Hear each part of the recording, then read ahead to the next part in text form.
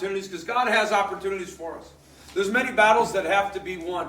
If you have a Bible, go ahead and turn to the book of 2 Chronicles chapter 15. We'll pick it up at verse 2 as our main text today. One of the greatest college basketball coaches of all time was Bobby Knight.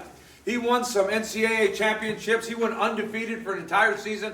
Many of his players went off to play in the NBA and play in professional ranks all over the world. He was known to be the best coach. He was coach of the year. And so many NBA executives and teams from all over the world would ask, who is the next great player? Who should we draft? Who should we give a big contract to? In 1984, he became the coach of the American Olympic team, and one of his players was a young guy named Michael Jordan. Yeah. And when he saw Michael Jordan play, he'd never seen anybody play like him. I mean, the way he would shoot, the way he would hustle, his defense. And so he started telling some of the executives, this is the guy that you want. It happened to be that year that the Portland Trail Blazers had the number 2 draft pick. Number 1 draft pick went to the Houston Rockets. They picked Hakeem Olajuwon. And number 2, the Portland Trail Blazers. So they called up Coach Knight and they said, Coach, who should we pick? And he said, listen, with everything I am, I'm telling you, pick Michael Jordan. He'll be the greatest player in the NBA, best for your franchise, best for the city. He's going to change the game. And they said, we don't know. He says, have I ever let you down before? Didn't I tell you to pick so-and-so and he was an all-star? Didn't I tell you to pick those other guys and you listened to me and you had success? Why won't you listen to me now? And they said, well, we need a big guy. We need a center. We want a 7-footer. And he said, well, listen, just pick Michael Jordan and put him wherever you want because he's that good. And those of you that know basketball know they didn't pick him. They picked a guy named Sam Bowie.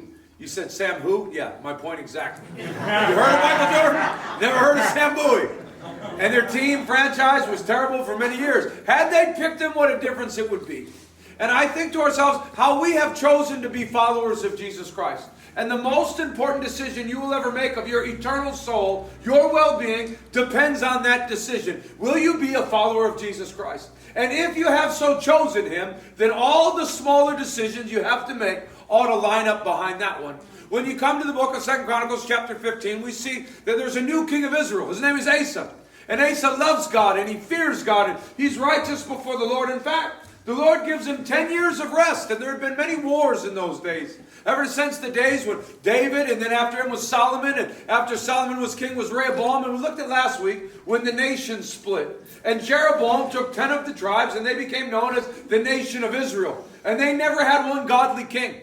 But on the other side of things, the descendants of David continued to reign. And this becomes known as the nation of Judah. And their chief capital city is the city of Jerusalem, where the sacrifices take place.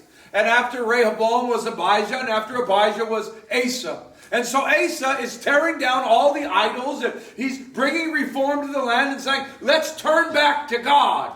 And because he was this way, God gave him 10 years of rest. Where the trees grew and the fruit fell and people were happy. They didn't have to go to war. It was a great time of seeking God seriously. And then an enemy appeared. The Ethiopians.